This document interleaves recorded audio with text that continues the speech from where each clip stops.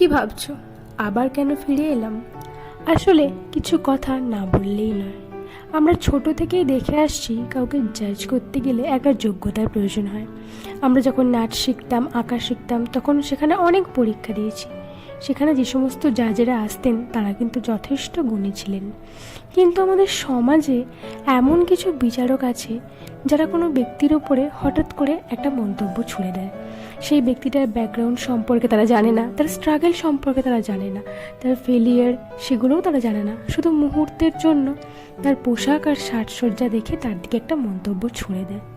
কেন বলো তো? এদের ভয়ে তুমি গুটিয়ে থাকবে, যখন তুমি জানো সেই ছোট্ট থেকে যে জাজ হতে গেলে একটা যোগ্যতা লাগে।